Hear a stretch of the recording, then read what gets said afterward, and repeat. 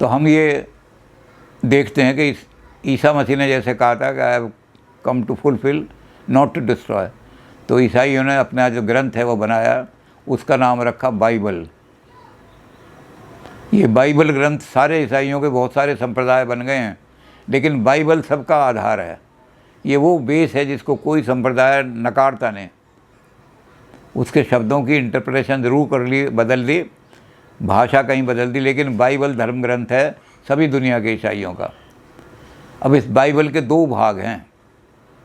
एक भाग कहलाता है ओल्ड टेस्टामेंट, पुराना नियम, पुराना संदेश, सुसंदेश, और एक कहलाता है न्यू टेस्टामेंट।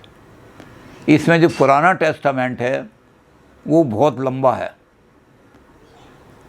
3/4 पुराना टेस्टामेंट है बाइबल के अंदर, 3/4 भरा हुआ है, और 1/4 न्यू टेस्टामेंट है।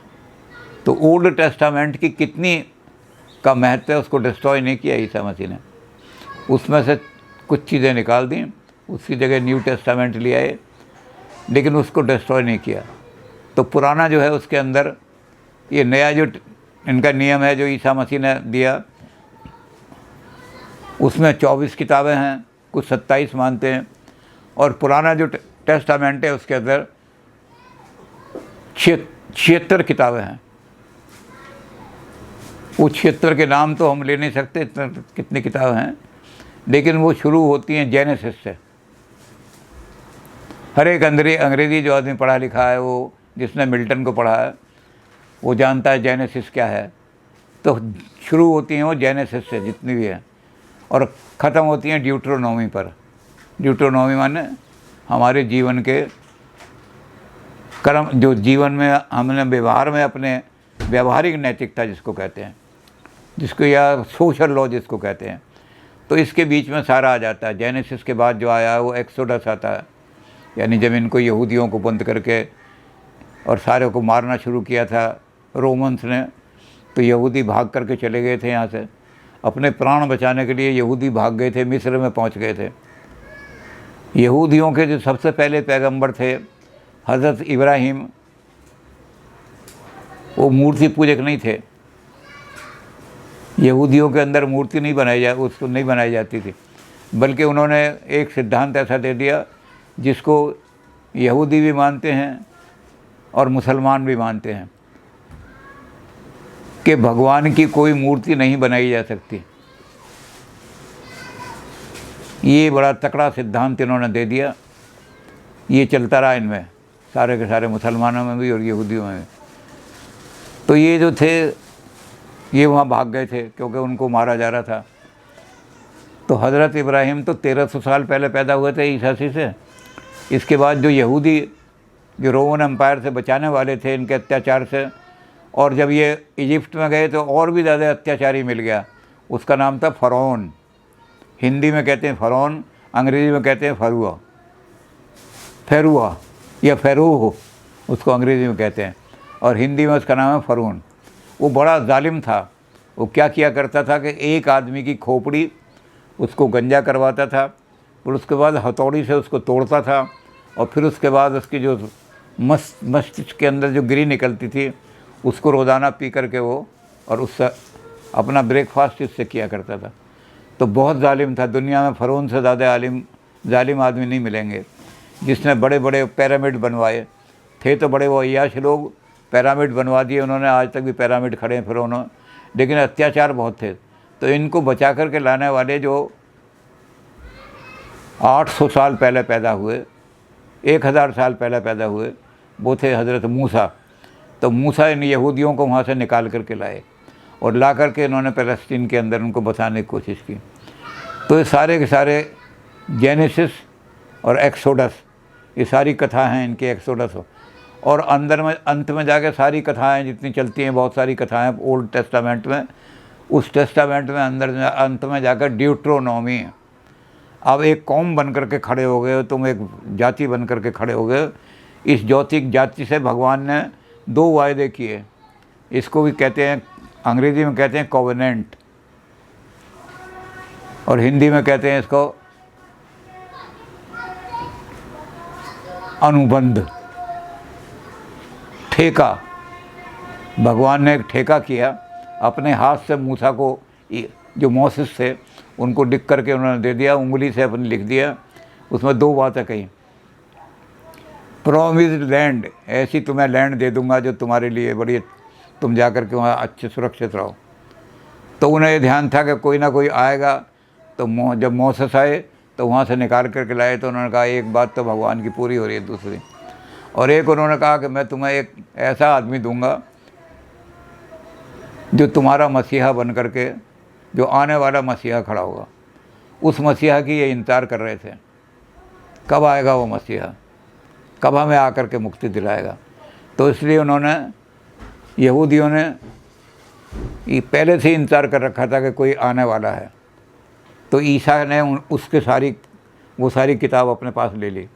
ईसा मसीह ने कहा कि इसमें ही तो मेरा वर्णन है कि मैं आऊँगा और तुम्हारा उद्धार करूँगा, तुम्हें बचाऊँगा। वो प्रॉमिस्ड मसीहा मैं ही हूँ, मुझे ही भेजा है भगवान ने। जो तुम्हारी किताब, एक वायदा तुमसे पूरा कर लिया था, प्रॉमिस्ड लैंड, और एक मुझे। और भगवान ने कहा तुम मेरी सेलेक्टेड इलेक्टेड कौम हो, जाति हो, तुम पर जब भी कोई आपदा या विपदा आएगी तो मैं तुम्हारी सहायता करूँगा। अब दुनिया सारी इजराइल को मिटाने की कोशिश कर रही है। सारे मुसलमान देश इजराइल से कि इन्होंने हमारा पैलेस्टाइन बांट लिया, जो मुस्लिम देश था, और आकर के यहाँ अपना देश बना लिया सारा का सारा। तो उनको मारने के, लेकिन भगवान ने वायदा किया हुआ है कि तुम्हारी रक्षा मैं करूँगा, आप मेरी इलेक्टेड रेस हो, चुने हुए आदमी हो। तो ईसा मसीह ने सारी वो जो थी वो बाइबल के अंदर इनकॉर्पोरेट कर दी, बहुत लंबी चौड़ी। वो ओल्ड टेस्टामेंट में वो सारा इधर कर ले आए। जैसा कि मैंने कहा कि ओल्ड टेस्टामेंट में बाइबल का 3/4 हिस्सा है, 3/4 वहाँ है और 1/4 न्यू टेस्टामेंट है, जो ईसा मसीह के अपने शब्द हैं। तो चारों मिल कर के और अब मॉडर्न बाइबल बन गई है, सारे जितने भी हैं। अब पुराने जो कहानियाँ हैं उन कहानियों को ईसाई और वही चीज़ें मुसलमानों में आ गई, उन्होंने मान लिया। तो पहली चीज़ जो है उसको, क्योंकि सारा बाइबल का मामला है, तो बाइबल में हम ईसाइयों का लाएंगे कि ईसाई धर्म इस सृष्टि को कैसे मानते हैं, ये सृष्टि कैसे बनी, किसने बनाई, कौन इसका बनाने वाला है। इसको वो जाते हैं कहाँ, जेनेसिस में ढूंढते हैं।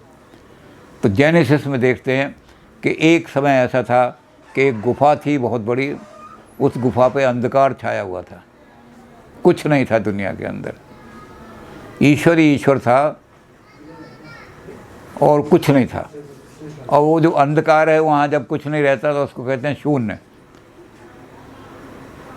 तो नथिंगनेस थी वहाँ पर, उसका नाम नथिंग रख दिया वहाँ, देयर वाज नथिंग। नथिंग को इन्होंने एडजेक्ट की बजाय नाउन बना दिया, शून्य था। अब भगवान जो था उन्होंने सृष्टि पैदा करने के लिए सोचा कि मैं कुछ पैदा करूं, तो उन्होंने सबसे पहले एक शब्द पैदा किया, उनके मुख से एक शब्द निकला। तो ईसाई धर्म उसको आधार, ये ईसाई धर्म के नियम बन गए सारे। बाइबल में सबसे पहला चैप्टर ये जेनेसिस का है, जो उन्होंने ओल्ड टेस्टामेंट से लिया है।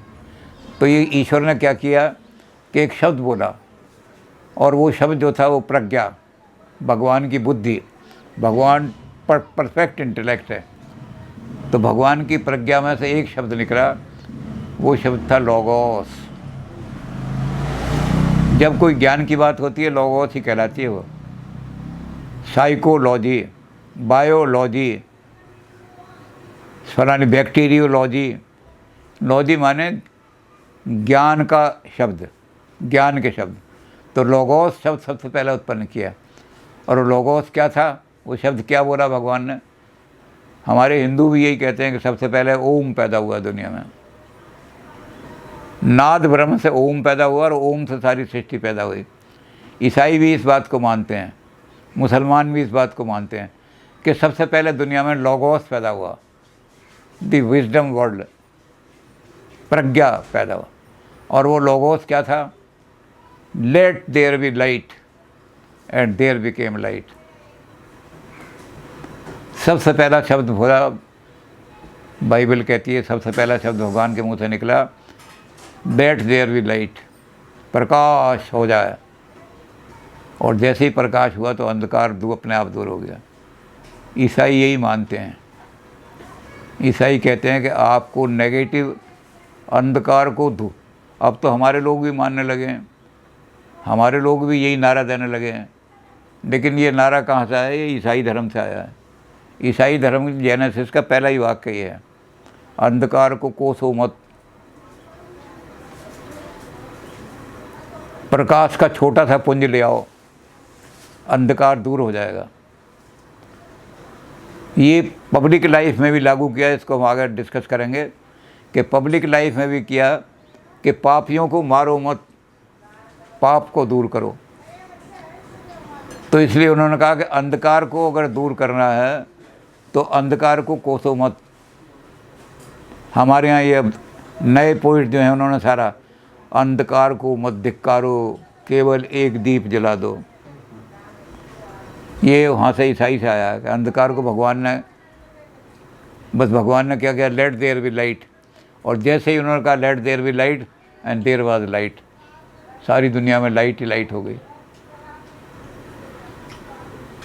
तो सबसे पहला काम जेनेसिस में ये हुआ। अब ये जो दुनिया पैदा हो गई, भगवान ने फिर उसका दुनिया पैदा करने के बाद क्या किया कि जब सबसे पहले पृथ्वी बनी, वो जितना अंधकार था वो सिमट करके पृथ्वी के रूप में आ गया।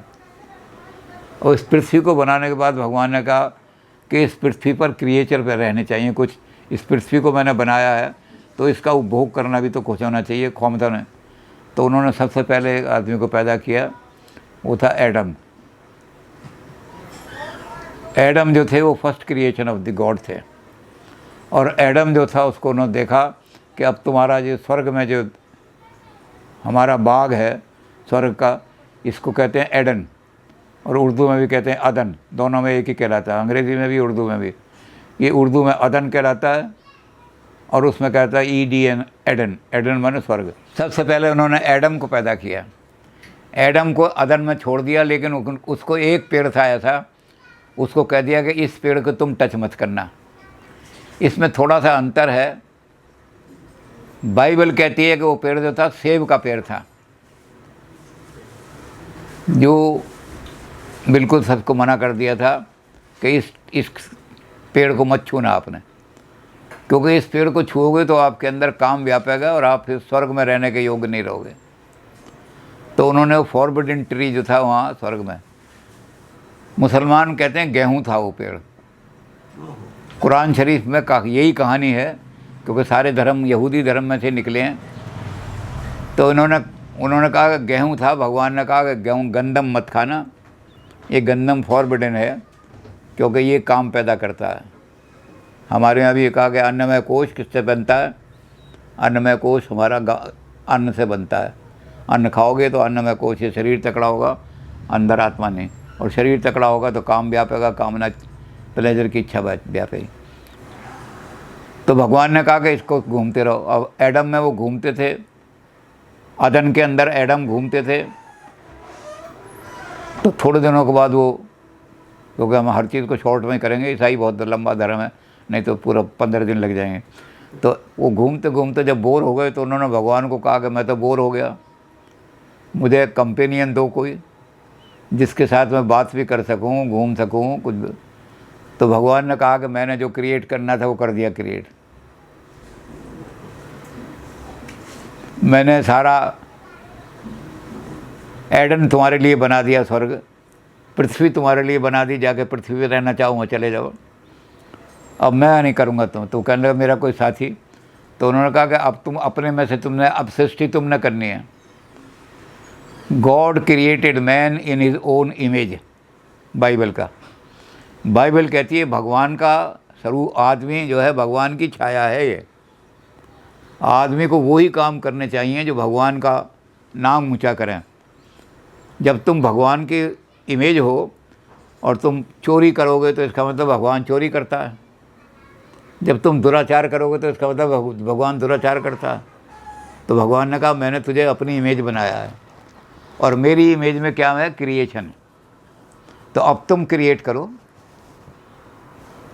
तो उन्होंने कहा मैं कैसे करूं? तो भगवान ने उसकी पसली जो थी बाईं पसली, लेफ़्ट पसली, उसको चीरा और चीर में से जो पसली की हड्डी थी उसको कहा यही तुम्हारा, क्योंकि ये तुम्हारे शरीर से उत्पन्न हुआ है, इसलिए ये तुम्हारा परफेक्ट कंपेनियन होगा, and you shall become complete in his company, in her company.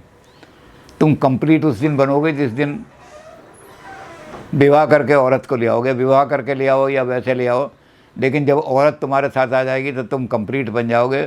तो उसका नाम उन्होंने, अब यहाँ भी अंतर है कि हेब्रू में मिलेगा उसका नाम एच से मिलेगा, हव्वा, लेकिन ग्रीक भाषा में जब उसका अनुवाद हुआ तो ग्रीक में हा होता नहीं, तो हा हटा दिया तो ईव बन गया, EVE, ईव, लेकिन वो असली उसका नाम हव्वा है।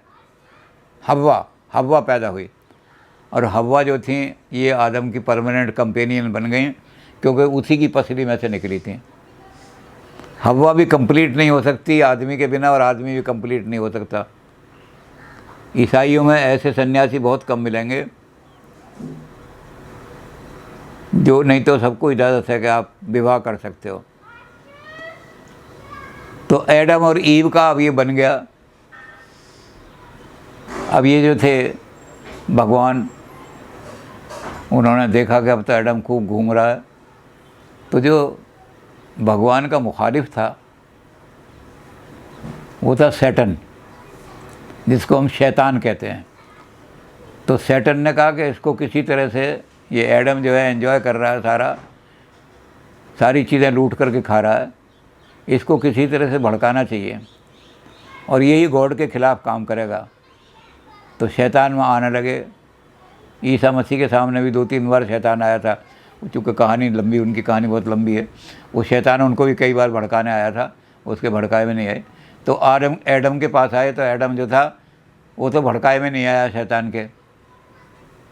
तो उसने कहा कि औरत जो है, frailty Dai name is woman, दुर्बलता तेरा ही नाम औरत है, कमज़ोरी तेरा ही नाम औरत है। फ्रेल्टी, जो फ्रेल हो, जब आप सामान भेजते तो उस पर लिखा था हैंडल कॉशियसली फ्रेल आइटम्स, टूटने वाली आइटमें बड़ी जल्दी टूट जाएंगी, इसलिए इस पैकेट को बहुत संभाल के रखना।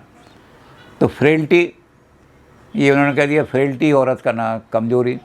तो शैतान आया, शैतान ने कहा कि भगवान ने सब चीज़ें दी हैं, लेकिन ये जो बढ़िया चीज़ है ये अपने लिए, फरिश्तों के लिए रख ली। अब भगवान ने जब दुनिया पैदा की थी तो उसने एक काम किया था, नूर ही नूर था सारी दुनिया में। तो भगवान ने क्या किया, उस नूर से कहा कि इस नूर में से कुछ पैदा करना है तो नूर क्रिएटिव बनना चाहिए। तो नूर आग के रूप में प्रकट हो गया। तो उस आग की जो तपिश थी उससे तो शैतान बना दिया, और जो नूर था, रोशनी, उससे फरिश्ते बना दिए। एक एक फरिश्ता एक एक तारे में बिठा दिया, और वो जब तारे में बैठ गए, भगवान कहने लगे तुम जाकर बैठो, क्योंकि तुम नूर से बने हो, तुम्हारा शरीर दिखाई नहीं देगा, नूर ही नूर होगा, और तुम जा कर के बस मेरा नाम जपो और कुछ नहीं करो। और जो मिट्टी बची, नीचे खाक बची, उससे इंसान बना दिया। मिट्टी का पुतला है ये इंसान। ईसाई धर्म कहता है कि इंसान तो मिट्टी का पुतला है। तो शैतान ने आके कहा कि नूर तो फरिश्तों को दे दिया, और तुझे मिट्टी से बना करके, और ये उसे ईव को भड़काया कि ये पेड़ जो है ये मना कर दिया कि ये मत खा, इस पेड़ को तू खाएगी तो तू भी ये भी खाएगा, तो क्या होगा कि ये सब के सब नूर के बन जाओगे, तुम्हारे अंदर भी प्रकाश आ जाएगा। तो वो सैटन जो था उसने उसको भड़का दिया ईव को। ईव ने ज़िद किया कि ये इस पेड़ को खाओ, मेरे लिए लाओ सेब तोड़ करके। आदमी जो था उन्होंने कहा परमानेंट कंपेनियन है मेरी, यही मेरी सारी जो इच्छा हैं, जो सबसे प्रबल इच्छा होती है सेक्स के, यही उसको सेटिस्फाई करती है। वो उसकी बात को टाल नहीं सका। भगवान के मना करने पर भी उसने सेब खा लिया। बाइबल में सेब लिखा है, कुरान शरीफ में गेहूँ लिखा है। तो उसने वो फॉरबिडन ट्री जो था उसका फल उठा करके और वो खा लिया, और जैसे ही खाया उसके शरीर में काम व्यापा। तो अपने कहा, भगवान ने कहा कि अब तुम स्वर्ग में रहने के अधिकारी नहीं रहे। और तुमने दूसरा पाप क्या किया है? दूसरा पाप क्या? मेरी आज्ञा का उल्लंघन किया। ग्रेट सिन। क्रिश्चियनिटी कहती है सबसे बड़ा पाप क्या है? ईश्वर की आज्ञा का उल्लंघन करना। ईश्वर की आज्ञा पर ना चल करके आप डिसोबीडियंस अगर दिखाओगे तो सबसे बड़ा सिन होगा। क्योंकि अगर ईश्वर की आज्ञा पर चलोगे तो किसी पाप में नहीं फंसोगे, और ईश्वर की आज्ञा का उल्लंघन किया तो पाप के शैतान की बात में पड़ गए, तो अब आप पाप तरह तरह के पाप करोगे। तो उनको स्वर्ग से नीचे धकेल दिया, पृथ्वी पर फेंक दिया। अब ये बहुत रोए, चिल्लाए मानव कि क्या हुआ। भगवान ने कहा कि अब तूने चूँकि मेरी आज्ञा का उल्लंघन किया था, इस आज्ञा के इस कारण से मैंने तुझे नीचे फेंक दिया। अब तू अगर वापस आना चाहता है तो एक काम करना, मेरा पुत्र आएगा तेरे पास, son of my son will come to you. और क्या करना कि उस सन को, उसके साथ तुम बात करना कि हमें रिलीव करा दो। जिस दिन तुम उसकी शरण में आ जाओगे वो तुम्हें सिन से मुक्त कर देगा, और जब तुम सिन से मुक्त हो जाओगे तो तुम्हें फिर स्वर्ग से स्वर्ग का रास्ता खुल जाएगा। और उन्होंने कहा कि जब तक तू पृथ्वी पर भटकता रहेगा, जब तक मेरा जो बेटा है उसकी शरण में नहीं आ जाएगा, तब तक तेरी संतानें जो थी उन्हें फिज़िकल लेबर करके अपनी आजीविका कमानी पड़ेगी। फावड़े चलाएंगे, हथौड़े चलाएंगे, हल चलाएंगे। और जब मेरे पुत्र की शरण में आ जाएगा तो मैं तुझे संसार में भी वाइट कॉलर जॉब, बाबू वही बन सकता है, अफसर वही बन सकता है जो क्रिश्चियनिटी को स्वीकार कर ले। जहाँ जहाँ अंग्रेज़ों का राज गया उन्होंने यही किया कि छोटी पोस्टों पर तो उनको लगा दो जो उस देश के आदमी हैं, और बड़े अफसर जो हैं, किसी एक आदमी सिर्फ वाइस चांसलर बना था, गुरुदास बनर्जी, नहीं तो किसी भी यूनिवर्सिटी में काला आदमी, हिंदुस्तानी आदमी वाइस चांसलर नहीं बन सकता था। किसी भी ज़िले के अंदर कलेक्टर जो था, डीसी, वो गोरा ही आदमी बनेगा, ईसाई बनेगा, अंग्रेज़ बनेगा। छोटी पोस्टों पर तहसीलदार, पटवारी ये बन गए, सारे के सारे बन गए। तो तुम छोटी पोस्टों पे लगोगे, बड़ी पोस्टों पे वाइट कॉलर जॉब तुम्हें नहीं मिलेगा, तुम्हारी संतति को वाइट कॉलर जॉब जब मिलेगा जब तुम अपने सिन को, मैंने जो पाप किया है डिसोबीडियंस का। अब इस पर जिन्होंने मिल्टन को अंग्रेज़ी में पढ़ा है उन्हें क्या चीज़ मिलेगी। मिल्टन ने पहली कविता जो लिखी, जिसके कारण से मिल्टन को बड़ा चर्च ने किया, वो बहुत ऊंची कविता मानी जाती है अंग्रेज़ी साहित्य में, पैराडाइज लॉस्ट। और उसके बाद जब मिल्टन पे बहुत चर्च ने वोट डाला कि तुम, तो उनने फिर एक पर दूसरी कविता लिखी, पैराडाइज रीगेन्ड। पैराडाइज रीगेन्ड जो है मजबूरी में लिखी गई कविता, इसलिए वो अंग्रेज़ी में इतनी कहीं नहीं पढ़ाई जाती और इतनी पॉपुलर भी नहीं है, इतनी मशहूर भी नहीं है। पैराडाइज लॉस्ट, पैराडाइज लॉस्ट में उसने दो चीज़ें लिखी हैं, वो भी हम चूँकि सारी कविता नहीं पढ़ सकते। उसने दो चीज़ें लिखी हैं। एक तो ये चीज़ लिखी, 8 बंद उसने इस बात के लिखे सारे, ईव को कंडेम करने के लिए।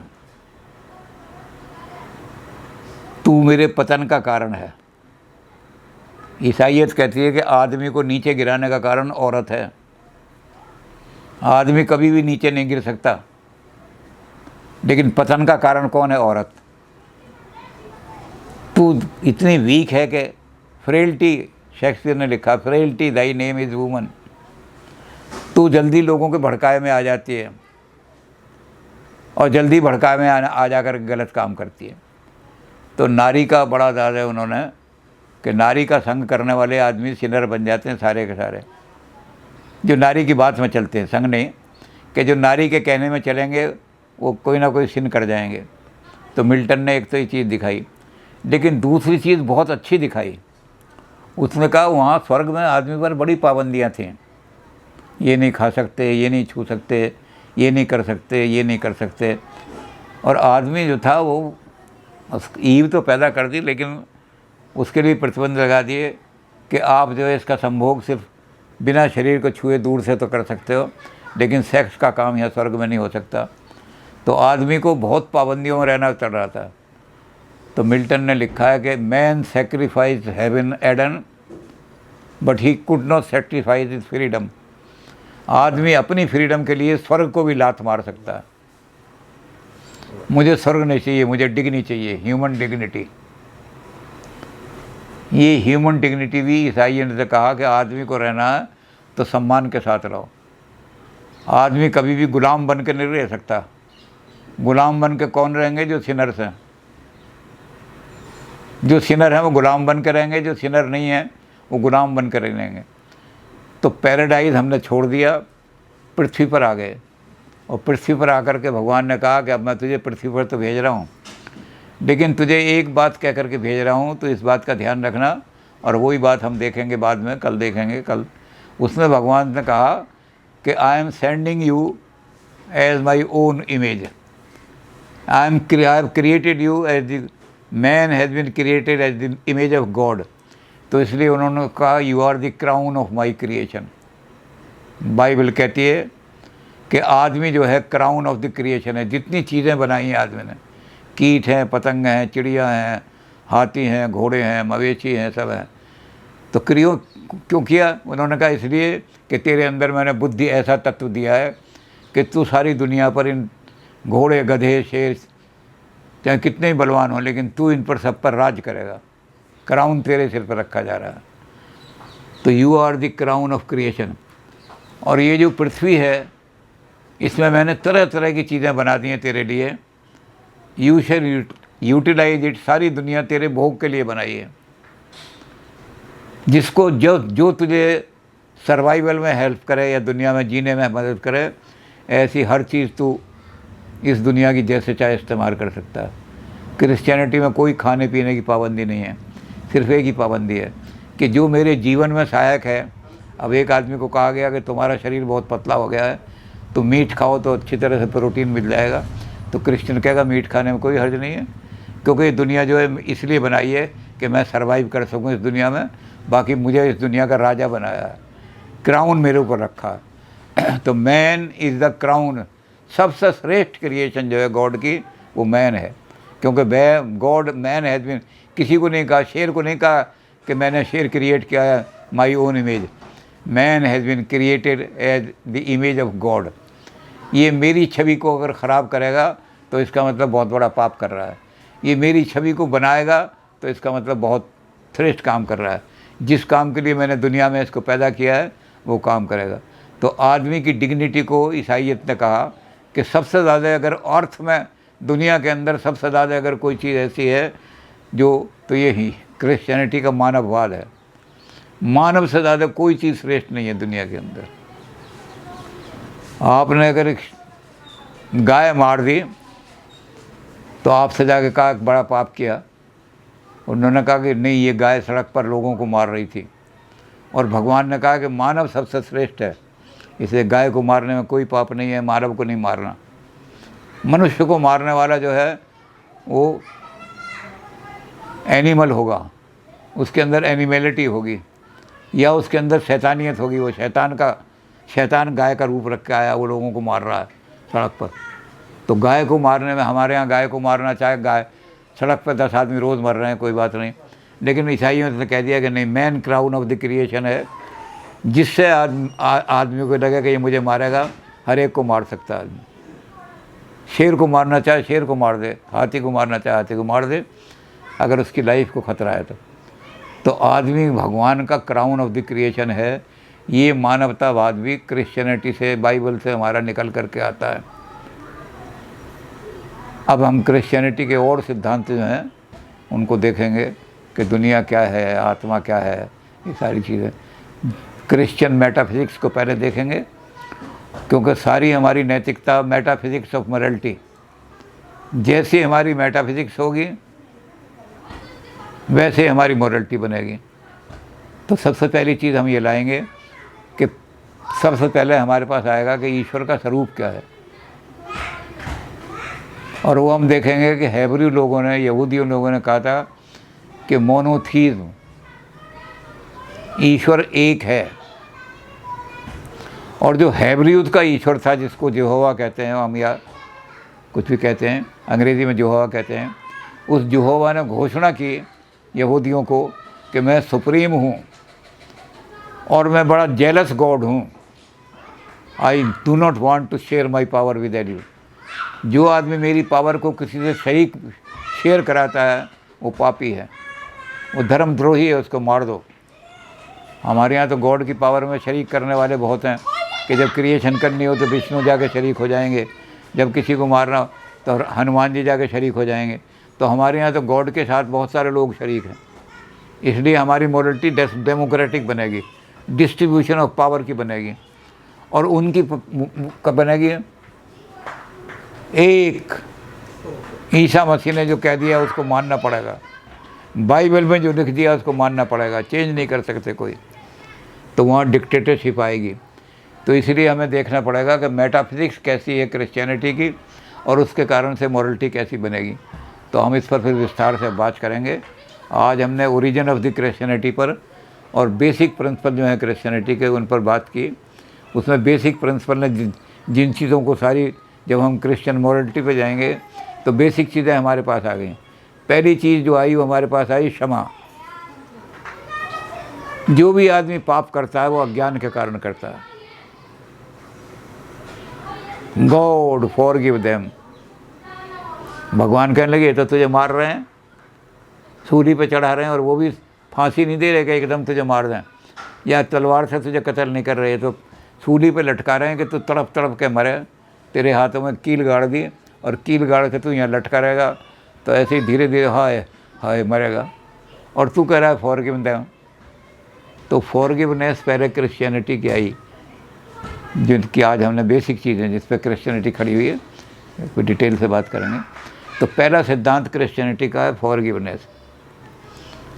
To err is human, to forgive is divine. दुनिया में कोई आदमी ऐसा नहीं जिससे गलती ना हुई हो, क्योंकि गॉड की इमेज है, गॉड नहीं है आदमी। आदमी गॉड नहीं हो सकता, गॉड की सिर्फ इमेज है, इसलिए हर एक आदमी से गलती हो सकती है। तो कांट ने इस पर एक बात लिखी है, जो प्लेटो ने बात कही थी वो कांट ने रिपीट की है। प्लेटो ने तो ये कहा था कि गलती हर आदमी से होती है, मूर्ख आदमी अपनी गलती पर पछता करके समय बर्बाद करते हैं। हाँ ये मुझसे गलती हो गई, रोते रहते हैं। Wise man immediately correct the mistake, और वो फिर शिफ्ट हो जाते हैं, they don't waste their time. ऐसा कोई आदमी नहीं मिलेगा जिससे गलती ना हुई हो। बस गलती में ये है कि मूर्ख आदमी रोते रहते हैं, हाँ ये गलती हो गई, हाँ ये गलती हो गई। भैया किसी के पास जाते हैं, किसी वहाँ सारा सा, और जो वाइज आदमी क्या करेगा कि हो ये गलती हो गई, इसके आगे गलती नहीं होगी, वो एकदम सुधार लेगा। लेकिन कांट ने बड़ी अच्छी बात कही। कांट ने कहा कि मुझे एक आदमी ऐसा मिला जिसने पिछले 200 साल में कोई गलती नहीं की। तो उन्होंने कहा 200 साल का आदमी? तो कांट ने कहा हाँ, आई मेट ए मैन। उन्होंने कहा कहाँ मिला? कहते कब्रिस्तान में। कहते कब्रिस्तान में उसकी डेट लिखी हुई थी डेथ की कि ये डेट है। तो मैंने देखा तो, और वो 200 साल पहले मरा था, उसने कोई गलती नहीं की 200 साल में। तो जो मरे हुए लोग हैं वो गलती नहीं करते, जो जीवित हैं उनसे गलती ज़रूर होती है। तो एर इज ह्यूमन। क्रिश्चियनिटी कहती है कि हर आदमी गलती करता है। अब बहुत सारी कहानी है, वो कहानी तो लंबी इतनी हो जाएंगी क्रिश्चियनिटी, क्योंकि ईसा मसीह जो थे जब जा रहे थे, जैसे मैंने बताया कि ईसा मसीह दुखियों के, दरिद्रों के दुख दूर करते जाते थे। तो एक दिन ईसा मसीह बाज़ार में घूम रहे थे, तो एक आदमी जो जिनाकार था, जिनाकार मतलब जिसने ज़बरदस्ती संभोग किया था किसी के साथ, तो जिनाकार को वहाँ चौराहे पर बांधा हुआ था, चारों तरफ रस्सियों खूंटे गाड़ के उसको बांध दिया था, और वहाँ लिख दिया कि जिनाकार है, जो आदमी यहाँ से गुजरे पत्थर मारता हुआ गुजरे। तो ईसा मसीह अपने चेलों के साथ जा रहे थे, तो लोगों ने कहा वो ईसा, राजा को अगर पता लग गया कि तूने पत्थर नहीं मारा तो तुझ पे भी आरोप लगा देगा, तूने भी कोई पाप किया है, नहीं तो मार इसको पत्थर। तो ईसा मसीह ने कहा कि yes I shell obey the command of my, जो आज हमारा रूलर है मैं उसकी कमांड को बिल्कुल ओबे करूँगा, डिसओबे नहीं करूँगा। लेकिन मैं एक शर्त के साथ ओबे करूँगा कि जितने लोग ये पत्थर मारने वाले हैं या खड़े हैं, ये उसके ऊपर को हाथ उठा करके ईश्वर तू गवाह है, the father in heaven is my witness, ईश्वर तू मेरा गवाह है, मैंने ज़िंदगी में कोई पाप नहीं किया। तो सारे आदमियों के हाथ जो थे पत्थर नीचे गिर गए। उसने कहा जब तुमने खुद पाप किया है तो इस पर पत्थर बरसाने का क्या राइट है तुम पर? जब तुम खुद पापी हो तो पत्थर बरसाने का तुम्हें कोई अधिकार नहीं। अगर तुमने कोई पाप नहीं किया तो मारो इसके पत्थर। तो ऐसी बहुत सारी कहानियाँ हैं, उन कहानियों को तो रिफॉर्मिस्ट थ्योरी ऑफ पनिशमेंट ये ईसाइयों की देन है। रिफॉर्मिस्ट थ्योरी में क्या है कि आपने एक आदमी को अगर रिफॉर्म कर लिया तो यू गेन्ड वन मैन, आपने उसको मार दिया तो यू लॉस्ट वन मैन। एक आदमी को गेन करना ये ज़्यादा महत्वपूर्ण है, क्योंकि आदमी को आप बना नहीं सकते, आदमी को बना नहीं सकते, आदमी को मार सकते हो। तो आपने इस क्षमा वाले जो उनका सिद्धांत है ईसाइयों का, इस ईसाइयों के सिद्धांत के ऊपर इन्होंने एक पूरा सिस्टम खड़ा कर दिया। उस सिस्टम का नाम है रिफॉर्मिस्ट थ्योरी ऑफ सिन या punishment. Reformist theory of punishment यही कहती है, hate the crime not the criminal. अपने किसी कमज़ोरी के कारण से, किसी अज्ञान के कारण से इस क्रिमिनल ने क्राइम कर दिया है, इस क्रिमिनल से हेट मत करो। ईसा मसीह ने जुडास के बारे में यही कहा था कि जब लोगों ने कहा कि जुड़ा बिट्रेयर है, इस जुड़ा को जो है पनिशमेंट मिलनी चाहिए, तो ईसा मसीह बड़े मौन हो गए थे। अब सारी बहुत लंबी चौड़ी कहानी है। तो ईसा मसीह बड़े मौन हो गए और ईसा मसीह ने जो 11 शिष्य थे उनको भी ये कहा, उन्होंने कहा कि नो, देखो इस बात को जानो, क्या पता वो जो 30 सिक्के चांदी के जुदास को दिए गए थे, क्या पता तुम्हें दिए जाते तो तुम्हारे भी पैर फिसल जाते। तुम कैसे कह सकते हो? अभी तक तुम्हारे सामने चीज़ आई नहीं, अभी तक 30 सिक्के नहीं आए, इसलिए तुम बड़े बन रहे हो। जिसने कभी खीर नहीं खाई वो बन रहा है, वो बड़े त्यागी हैं हम। और खीर सामने आ जाए फिर उसको छोड़ के दिखाओ। तो इसलिए डोंट क्रिटिसाइज, जूडा को क्रिटिसाइज मत करो। अपने अंदर देखो कि क्या मैं अपने अंदर कैसे कर रहा हूँ। मेरे सामने 30 सिक्के आते, मैं भी, मेरे ही पैर फिसल जाते। तो इसलिए जुड़ा को भी क्षमा कर दिया जिसने उनको पकड़वाया था, फांसी पे चढ़ाया था। तो क्रिश्चियनिटी इस चीज़ को बड़ा महत्व देती है। तो इन्होंने कहा कि किसी क्राइम को, किसी क्रिमिनल को हेट मत करो, उस क्राइम को हेट करो जिसके कारण से वो क्रिमिनल बन गया है। चोर को हेट मत करो, चोरी को हेट मत करो, चोरी को करो। कोई आदमी पाप कर रहा है तो उस पाप से घृणा करो, पापी से घृणा मत करो। तो क्या करो, उस पापी को सुधारो। और जब वो पापी सुधर जाएगा तो ए मैन गेन्ड, आपने दुनिया में एक आदमी पैदा कर दिया, मारा नहीं। तो ये क्रिश्चियनिटी का कानून बहुत लंबा चौड़ा रिफॉर्मिस्ट थ्योरी है। और इस थ्योरी में क्रिश्चियनिटी ने निष्कर्ष क्या निकाला? क्रिश्चियनिटी ने कहा कि इसमें एक बहुत बड़ा निष्कर्ष है।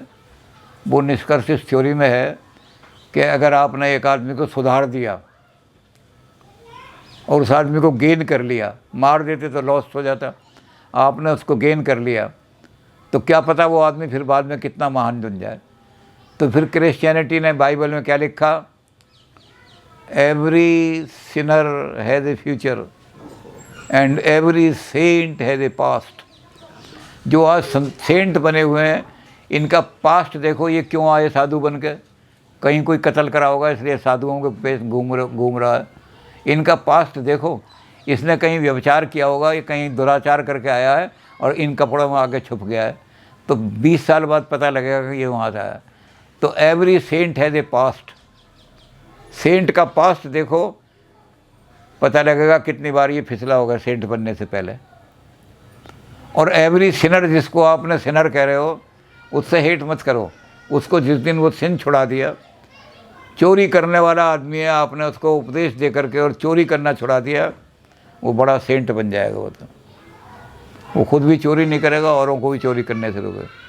तो क्रिश्चियनिटी का ये जो लॉ है फॉरगिवनेस का, ये अपने अंदर पैदा करो तो आप भगवान के प्रिय बन जाओगे। भगवान के प्रिय नहीं बन जाओगे, बल्कि आपके अंदर डिविनिटी आ जाएगी। भगवान का तत्व जो है, भगवान का, वो आपके अंदर आ जाए, विराजमान हो जाएगा। तो क्रिश्चियनिटी ने अभी बहुत सारी चीज़ें दी हैं, लेकिन और एक चीज़ सबसे बड़ी दी है उसको भी बाद में देखेंगे हम। वो है लव, जो अपना इन्होंने सिद्धांत दिया है कि गो एंड सर्व ह्यूमैनिटी। तो ह्यूमैनिटी की सेवा करना वही कर सकता है जो ह्यूमैनिटी से प्रेम करता हो। हम जिससे प्रेम नहीं करते उसकी क्यों सेवा करेंगे? तो सेवा करने का काम ये है कि लव ह्यूमैनिटी, तब जा कर के आप क्राइस्ट के मिशन को पूरा कर सकोगे। तो इस पर भी चर्चा करेंगे, और बहुत क्रिश्चियनिटी ने बहुत कुछ दिया है, उस पर चर्चा करेंगे। लेकिन पहले क्रिश्चियनिटी की मेटाफिज़िक्स पर चर्चा करेंगे कि भगवान का क्या स्वरूप मानते हैं वो। भगवान संसार के अंदर बनाया, तो रियलिटी एक भगवान ही है, और भी रियलिटी हैं। तो ट्रिनिटी को मानते हैं, 3 चीज़ों को रियल मानते हैं। तो इस पर सब पर पहले चर्चा करके मेटाफिज़िक्स पर, फिर क्रिश्चियनिटी के एथिक्स पे आ जाएंगे। और एथिक्स के बाद फिर क्रिश्चियनिटी में कितने संप्रदाय बने। दुनिया में क्रिश्चियनिटी फैल तो गई, लेकिन जो नए नए लोग आए, जो बड़े बड़े सेंट आए, संत आए, उन्होंने अपने अपने ढंग से बाइबल का इंटरप्रिटेशन करके उसको नए सिरे से, उनको जो नियम थे हमारे पुराने नियम और नए नियम, उनको लागू करने की कोशिश की। तो एक नया संप्रदाय खड़ा हो गया। तो जितने संप्रदाय क्रिश्चियनिटी में खड़े हुए हैं, जितनी दुनिया में क्रिश्चियनिटी फैली, उतने संप्रदाय भी क्रिश्चियनिटी में बन गए। तो इस पर भी हम चर्चा करेंगे। लेकिन सबसे पहले हमने क्रिश्चियनिटी की एथिक्स और क्रिश्चियनिटी की मेटाफिज़िक्स देखनी है। और जब हम